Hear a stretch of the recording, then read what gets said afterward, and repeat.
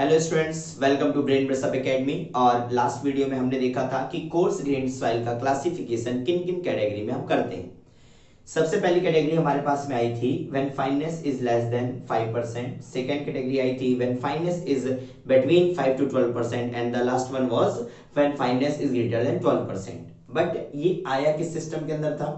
ये हमने देखा था Indian standard soil classification system के अंदर, आईएस कोड मेथड जो आप जनरली बोल देते हो।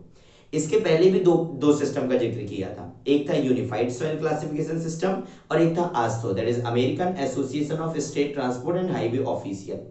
तो पहला वाला जो यूनिफाइड सॉइल था वहां पर तो कुछ इंपॉर्टेंट था नहीं। दूसरा वाला था आस्तो सिस्टम, तो वहां पर ग्रुप इंडेक्स का फॉर्मूला इंपॉर्टेंट था जो आपको हाईवे में भी देखने को मिल जाएगा। ठीक है।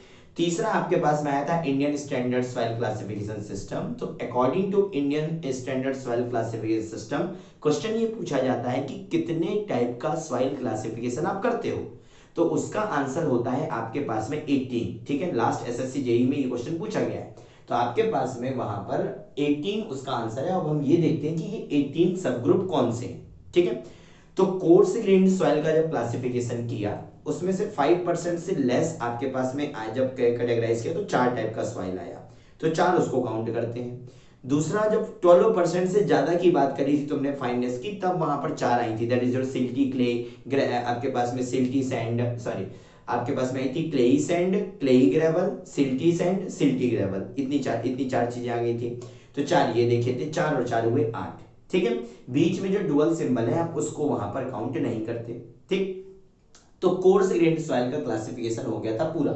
ठीक है, कोर्स ग्रेन्ड सॉइल के क्लासिफिकेशन के बाद आपके पास में कौन सा सॉइल आता है? फाइन ग्रेन्ड सॉइल का क्लासिफिकेशन आता है। तो नेक्स्ट टॉपिक आपके पास क्या है आज का? That is your fine grand soil का क्लासिफिकेशन। फाइन ग्रेन्ड सॉइल की क्लासिफिकेशन की अगर बात करें तो बिल्कुल सिंपल सा क्लासिफिकेशन है। तो देखो, फाइन ग्रेन्ड सॉइल के क्लासिफिकेशन में आपके पास में कुल मिला के फाइन ग्रेन्ड सॉइल किसको बोलोगे? जो 75 माइक्रोन से पास कर जाए। कहां से पास कर जाए? आप इसको बोल देते हो that is your passes from 75 micron आप बोलते हो। तो ये बोल दिया क्या? फाइन ग्रेन्ड सॉइल हो गया। अब फाइन ग्रेन्ड सॉइल को तुमने 3 कैटेगरी में तोड़ा। एक तुम्हारे पास में आता है यहां पर that is your silt, that is your M. दूसरा आता है आपके पास में क्ले। अभी यहां पर क्ले को आप 2 पार्ट में तोड़ते हो। एक बोलते हो आपके पास में that is your inorganic clay, और एक बोलते हो तुम्हारे पास में that is your organic clay. ठीक है, तो एक आया ऑर्गेनिक क्ले, एक आया इनऑर्गेनिक क्ले। जो ऑर्गेनिक क्ले है उसको दिखाते हो आप O से, और इनऑर्गेनिक क्ले है उसको दिखाते हो आपके पास C से, सिल्ट को दिखाते हो तुम्हारे पास M से। तो ये 3 कैटेगरी में तुमने यहां पर फाइन ग्रेन्ड सॉइल को तोड़ दिया। ठीक, फाइन ग्रेन्ड सॉइल बोला मैंने, 3 कैटेगरी किया, एक बोला सिल्ट, एक बोला इनऑर्गेनिक क्ले, एक बोला ऑर्गेनिक क्ले। इन 3 को भी आप 3 और कैटेगरी में तोड़ते हो, और वो कैटेगरी आपके पास में आता है क्या? कंप्रेसिबिलिटी के टर्म में। आप बोलते हो कि यहां पर एक आता है क्या? That is your low compressible. एक आ गया आपके पास में लो कंप्रेसिबल, एक आ गया आपके पास में मीडियम या इंटरमीडिएट कंप्रेसिबल, एक आ गया आपके पास में यहां पर ये, और लास्ट वन आ गया आपके पास में that is your high compressible. ये कुल मिला के कहानी आपके पास में है। बात आई कि कंप्रेसिबिलिटी क्यों, तो Indian standard soil classification system सिर्फ इसी की वजह से बाकी 2 सिस्टम से अलग हो जाता है। इसके पहले जो 2 सिस्टम थे उनने कंप्रेसिबिलिटी के बारे में कुछ भी कमेंट नहीं किया। आईएस कोड ने कंप्रेसिबिलिटी के टर्म में फाइन ग्रेन्ड सॉइल को तोड़ा था और बोला कि लो कंप्रेसिबल है, मीडियम कंप्रेसिबल है और हाई कंप्रेसिबल है। लो कंप्रेसिबल के लिए आप यहां पर इंडिकेट कर रहे हो किससे? एल से। मीडियम या इंटरमीडिएट के लिए आपने वर्ड यूज किया आई, और हाई कंप्रेसिबल के लिए यूज किया तुमने वहां पर दैट इज योर एच, और यहां पर क्लासिफिकेशन हुआ पूरा। ठीक, तो फाइन ग्रेन्ड सॉइल में कितने टाइप की सॉइल बनी वो देखो तुम। एक तो आपके पास में आई सिल्ट, जिसके आपके पास में 3 type, that is your low compressible, medium compressible, high compressible. Same for inorganic clay, 3 category तोड़ दिया। सेम फॉर ऑर्गेनिक क्ले, आपने यहां पर 3 कैटेगरी तोड़ दी। इतना सब मिला के आपके पास में कुल मिला के सॉइल हुई, तो 3 यहां पर, 3 यहां पर और 3 यहां पर, टोटल मिला के कितनी सॉइल आ गई? 9। तो 9 हो गई काउंटिंग यहां से, 8 की काउंटिंग तुम करके आए थे कोर्स ग्रेड से, 9 और 8 हुआ आपके पास में 17 17, ठीक है। और एक काउंट करते हो तुम्हारे पास में पीठ के लिए, तो वो हो जाता है कुल मिला के 18। तो आईएस कोड के हिसाब से पूरे के पूरे सॉइल को 18 सब ग्रुप में तोड़ा गया है, इस चीज को ध्यान रख लेना, ठीक। अब आगे देखो, आपके पास में डिनोट करने की बात आई कि लिखेंगे कैसे। तो आपने बोला सबसे पहला that is your low compressible silt. सबसे पहला क्या बोला आपने? Low compressible silt. तो लो कंप्रेसिबल सिल्ट क्वांटिटी क्या है? सिल्ट। क्वालिटी क्या है? Low compressibility. तो सिल्ट को दिखाइए आपके पास में M से और लो कंप्रेसिबिलिटी को दिखाइए आपके पास में L से। तो ये हो गया आपके पास में that is your low compressible silt. Is it okay? Next अगर मैं यहां पर, मैंने बोला था ना क्वांटिटी पहले क्वालिटी बाद में, सो क्वांटिटी पहले क्वालिटी बाद में। और आगे चले, अगर और आगे चलते तो मान लो यहां पर लिखना होता मीडियम कंप्रेसिबल सिल्ट, तो वो क्या हो जाता है आपके पास में MI। हाई कंप्रेसिबल सिल्ट की बात करते तो वो हो जाता MH। सिमिलरली आपके पास में क्ले के लिए बोलते हैं, तो ये हो जाता आपके पास में that is your Cl, Ci and CH। And last आपके पास में ऑर्गेनिक क्ले के लिए बोलते तो OL, OI और OH। कुछ इतनी आपके पास में टाइप यहां पर देखने को मिल जाते हैं। तो ये क्या हो गया आपके पास में? फाइन ग्रेड सॉइल के बारे में हो गया। क्लासिफिकेशन यहां पर आपके पास में क्या हो जाता है? एंड हो जाता है। समस्या कहां पर आई वो देखो। कोर्स ग्रेड सॉइल के जब क्लासिफिकेशन की बात करी तुमने, तो तुम सीव उठा के लेके आ गए थे। तुम दुकान पे जाते हो, सीव मंगाते हो, उसमें वहां पर छानते हो और तुम्हारे पास में तुम बता देते हो कि सॉइल आपके पास में किस साइज रेंज में है। तुमने वहां पर पर्टिकुलर निकाल दिया कि इतना ग्रेवल है, इतना सैंड है, सैंड में भी आपके पास में अलग है कि नहीं है, सारी चीजें देख ली। बट जब तुम्हारे पास में फाइन ग्रेड सॉइल की बात आती है, तब क्लासिफिकेशन कैसे करोगे? तो आपके पास में इसको यहां पर डिफाइन करने के लिए ए लाइन और यू लाइन का एक कॉन्सेप्ट आया। किसका कॉन्सेप्ट आया? ए लाइन और यू लाइन का। ये दिया था आपके पास किसने? स्कैम्पटन जी ने। तो आपके पास यहां पर मैं बात करूं तो फाइन ग्रेन्ड सॉइल में ये जो आपको तोड़ना है, low compressibility, medium compressibility, high और सिल्ट है कि क्ले, इस चीज को तोड़ना है तो आपको मदद लेनी पड़ती है ए लाइन और यू लाइन की, ठीक है। एक और चीज देखो, लो कंप्रेसिबिलिटी को पहचानने के लिए हमेशा ध्यान रखना कि liquid limit will be less than 35%। For medium compressibility liquid limit will be 35 to 50 and for high compressible soil it is greater than 50%। तो ये पहचानने के लिए एक और तरीका होगा। अब सुनो तुम यहां पर, अब जो कॉन्सेप्ट तुम्हारे पास में आता है वो है A line and you line का, ठीक है। A line and you line का कॉन्सेप्ट है। तो स्कैम्पटन जी ने क्या किया, उन्होंने दो चीजों के बीच में एक कर्व बनाया। एक वाई एक्सिस पर उन्होंने ले लिया that is your plasticity index IP का वैल्यू, और यहां पर ले लिया उन्होंने लिक्विड लिमिट डब्ल्यूएल का वैल्यू। उन्होंने क्या किया कि दो आपके पास ये जो ए लाइन और यू लाइन का उन्होंने कॉन्सेप्ट दिया, ये क्या है बेसिकली, उन्होंने एक आईपी और डब्ल्यूएल के बीच में एक रिलेशन दिखाया। उन्होंने क्या बोला कि ए लाइन का जो फॉर्मूला होता है that is your, A line का फॉर्मूले के हिसाब से आईपी ऑफ द सॉइल का फॉर्मूला होता है 0.73 इंटू WL माइनस 20, और यू लाइन का जो फॉर्मूला उन्होंने बोला था उनके हिसाब से IP is equal to 0.9 into WL minus 8, ठीक है। ए लाइन का फॉर्मूला है IP is equal to 0.73 into WL minus 20, IP is equal to 0.9 into WL minus 8। और अब इसकी कहानी सुनो, अगर यहां पर तुम ए लाइन और यू लाइन को देखो, अगर तुम यहां पर ए लाइन और यू लाइन को देखो तो ये है क्या, ये लिखा हुआ है आईपी और ये लिखा है WL। मतलब आईपी और WL में एक रिलेशन को बताया गया है। जब तुम यहां पर इस लाइन को उठा के यहां पर ड्रॉ करते हो तो आपके पास में, मैं यहां पर WL का एक वैल्यू मैं बोलता हूं 8, एक वैल्यू मैंने बोला हुआ है यहां पर 8 और एक वैल्यू मैंने बोला है 20। तो जब तुम यहां पर ड्रॉ करते हो इसको तो एक लाइन आपको कुछ ऐसे मिलती है और एक लाइन कुछ ऐसे मिलती है। ये लिखा है WL माइनस 8, तो ये है आपके पास 8, तो ये आपके पास किसका लाइन होती है? यू लाइन होती है। ये जो था आपके पास में लिखा है 20, this one is all to 20, तो ये आपके पास लाइन होती है कौन सी? ए लाइन। तो यहां पर बस इतना ही समझने वाली बात है। और उसको सुनो, स्कैम्पटन जी ने दो पैरामीटर दिए, for the classification of fine grained soil. First one is A line, second one is U line. Formula of A line is IP is equal to 0.73 into WL minus 20 and formula for the U line is IP is equal to 0.9 into WL minus 8. याद करने का trick क्या होता था, याद करने का बोले याद कैसे रहेगा 0.73 into WL minus 8. तो जब इसके पहले की बात करें, जब मैं तैयारी करता था तब एप्पल का फोन जो था वो आता था 73,200 का, तो आपके पास 73 यहाँ पर आया, 73 यहाँ पर आया, 20 यहाँ पर रख दिया. पैनासोनिक का एक फोन आया करता था, वो था आपके पास 9,800 का, तो 0.9 यहाँ रख दिया, 8 यहाँ रख दिया. तो वो तो तरीका है. अभी आपके पसंद की कोई चीज अगर यहाँ पर 73 या 20 में आ रही है तो आप उसको वहां पर याद कर लो. तो ये तो थी याद करने की बात. तो मैंने क्या बोला कि ए लाइन का आईपी है और यू लाइन के थ्रू आईपी है. आपने यहाँ पर इन दोनों को जब इससे कनेक्ट करने की कोशिश की तो तुमने यहाँ पर लाइन को ड्रॉ कर दिया.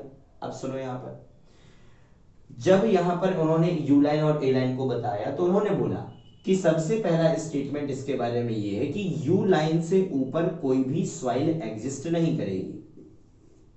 यू लाइन के ऊपर के पार्ट में, कि आपने बोला यहां से लेके यहां तक में, तो यू लाइन के ऊपर कोई भी सॉइल एग्जिस्ट नहीं करेगी. ये सबसे पहला पॉइंट. दूसरा, जो आपके पास क्ले है, और वो भी कौन सा, इनऑर्गेनिक क्ले. क्ले आपके पास में लाई करती है कहां पर, ए लाइन के ऊपर लाई करती है. क्ले जो है वो एग्जिस्ट करेगी आपके पास में ए लाइन के ऊपर.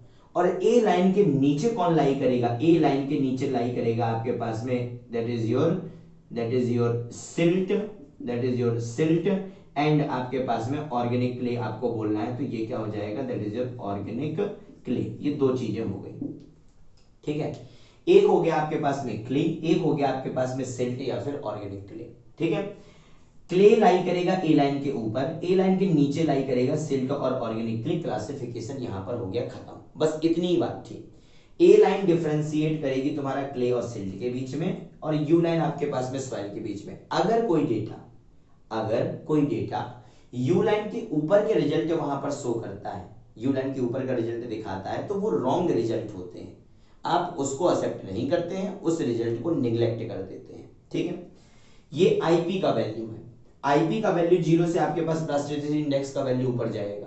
तो जब यहां पर आईपी आपके पास में 4 to 7 की रेंज में होता है, किस रेंज में होता है, 4 to 7, मतलब this one is 4 and this one is 7, तो 4 to 7 की रेंज में डुअल सिंबल बिहेवियर देखने को मिल जाता है.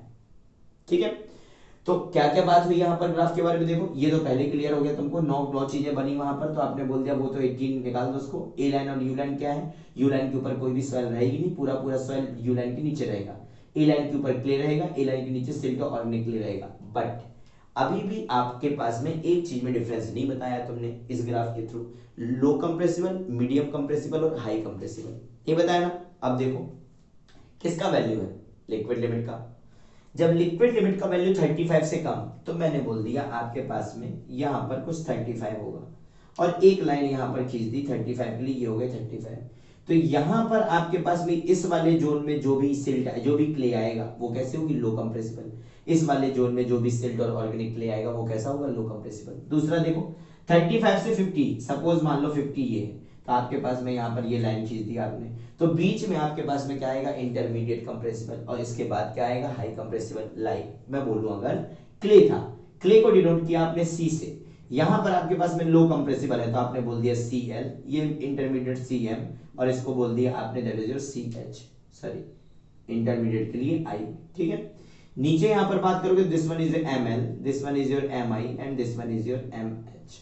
तो कुछ इतनी कहानी होती है आपके पास में किसकी, ए लाइन और यू लाइन की, और यहां पर ये क्लासिफिकेशन की कहानी खत्म हो जाती है. ठीक है, अब लास्ट चीज और सुन लो, क्लासिफिकेशन से रिलेटेड एक लास्ट चीज वहां पर और सुनो तुम्हारे पास. ठीक है, ये क्लियर हुआ, ये क्लियर हुआ. बोले कि सर इतना तामझाम तो बता दिया, बट करना कैसे, इतना सारा तामझाम तो आपने बता दिया, बट यहां पर करना क्या है, तो वो देखो. सबसे पहले जब तुम्हारे पास में क्या आएगी, सॉइल आएगी, तो पहले तो तुम ये पता करो कि तुम्हारे पास में सॉइल कोर्स ग्रेन्ड है कि तुम्हारे पास में सॉइल फाइन ग्रेन्ड है.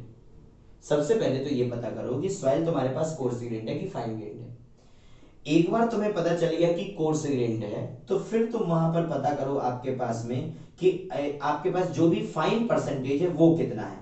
मतलब आपके पास में यहाँ पर सिल्ट है, कि क्ले है, फिर ये पता करो, कहानी यहीं पर एंड कर दो। ठीक, अगर वो बोलता कि सॉइल आपके पास में कैसी है, फाइन है, और अगर सॉइल फाइन है तो पहले पता करोगे तुम्हारे पास में क्या, कि सिल्ट है कि क्ले है। पता कैसे चलेगा तुम्हें, ए लाइन और यू लाइन की मदद से यहां पर पता चल जाएगा कि सिल्ट है क्ले, बेसिकली ए लाइन की वजह से। ठीक, दूसरा स्टेप यहां पर पता करते हो क्या, कि आपके पास में कंप्रेसिबिलिटी क्या है, और कंप्रेसिबिलिटी का पता तुमको कैसे चलेगा, WL लिक्विड लिमिट से चलेगा। कंप्रेसिबिलिटी का पता आप यहां नहीं लगाते, यहां इसलिए लगाते क्योंकि यहां पर वो आपके प्रॉपर्टी दिखेगा नहीं। तो आपने बोला कि सॉइल का पहले पता करो कि आपके पास में वो कोर्स है कि फाइन। अगर कोर्स है तो पता कर लो कि ग्रेवल और सैंड के साथ क्या है, सिल्ट और क्ले है कि नहीं है, कहानी खत्म हो जाएगी। बट अगर यहाँ पर फाइन है तो फाइन के केस में पहले पता करो कि आपके पास ए लाइन जो है वो आपके पास ए लाइन से कि सिल्ट है कि क्ले है। एक बार पता चल जाए तो WL का वैल्यू देख के डायरेक्टली किसका वैल्यू बता दो, डायरेक्टली वहां पर कंप्रेसिबिलिटी का वैल्यू आप बता सकते हो। ठीक है, तो सारी चीजें तुमको आता है, ये तुमको करना आता है, ये वैल्यू तुमको देखना आता है। बात आती है यहाँ पर कि ए लाइन की मदद से कैसे बता दोगे कि आपके पास में सॉइल आपके पास में कहां पर लाई करेगा। तो बिल्कुल सिंपल सा है, सुनो। तुम यहां पर आईपी ऑफ द लाइन में देख क्या रहे हो, आईपी ऑफ द लाइन में क्या देख रहे हो, आईपी ऑफ द लाइन में तुम देख रहे हो that is 0.73 into WL minus 20। ठीक है, फॉर्मूला किसका है, आईपी है ये। ठीक है, एक आईपी का फॉर्मूला तुमने और देखा है, दैट इज इक्वल टू होता है WL माइनस WP। तो आपको इन्हीं दोनों फॉर्मूले के वैल्यू को कैलकुलेट करके कंपेयर करना है। कहने का मतलब कि फॉर एग्जांपल अगर मैं बोलूं कि क्वेश्चन में दिया है WL का वैल्यू 60 है और WP का वैल्यू आपके पास में 20 है, तो बोलता है कि आप एक काम करो, आप निकाल के बता दो कि सॉइल क्या है, क्ले है कि सिल्ट है। तो देखो आपके पास अगर आईपी ऑफ आप ए लाइन निकालते तो फॉर्मूला आता 0.73 into WL that is 60 minus 20, तो ये हो जाता 40 एंड दिस वन ये हो जाता आपके पास में 29.2। ठीक है, यहीं पर अगर आईपी ऑफ द सॉइल निकालते, आईपी ऑफ द सॉइल आप नॉर्मली निकालते तो WL माइनस WP से कितना हो जाता 60 माइनस 20 दैट इज योर 40। इस वाले का वैल्यू ज्यादा आया, इस वाले का वैल्यू कम आया, तो जिसका वैल्यू ज्यादा वो ऊपर, जिसका वैल्यू कम वो नीचे, जिसका वैल्यू ज्यादा वो ऊपर, जिसका वैल्यू कम वो नीचे। तो सीधी सी बात है, यहां से वैल्यू आ गया 40, यहां से वैल्यू आ गया 29.2, मतलब सॉइल इस लाइन के ऊपर लाई करेगा। यही वाला वैल्यू अगर कम हो जाता तो सॉइल जो होता है इस लाइन के नीचे आ जाता। तो आपने क्या बोला कि क्योंकि आपके पास 40 is greater then 29.2 so the soil will lie above the A line, और जो ए लाइन के ऊपर लाई करेगी उस सॉइल को तुम क्या बोल देते हो, उस सॉइल को तुम बोल देते हो दैट इज योर क्ले। तो answer will be what, answer will be clay. कहानी खत्म हो गई। ये कुछ क्लासिफिकेशन होता है, तो एक बार आराम से देखिए इसको, ये फाइन ग्रेड्स वाला क्लासिफिकेशन देखिए, WL के वैल्यूज को वहां पर देखिए, आपके पास ए लाइन का फॉर्मूला याद रखिए, यू लाइन का फॉर्मूला याद रखिए, डायरेक्टली पूछ लेता है। ये क्लासिफिकेशन तुमको करने को नहीं बोलेगा, बट एक रफ नॉलेज है, इस चीज का आइडिया तुम्हें वहां पर होना चाहिए। ठीक है, तो अभी के लिए आपके पास में इतना ही, ये आपके पास में क्लासिफिकेशन था। इसके बाद में नेक्स्ट वीडियो में वापस मुलाकात होगी, तब तक के लिए थैंक यू सो मच।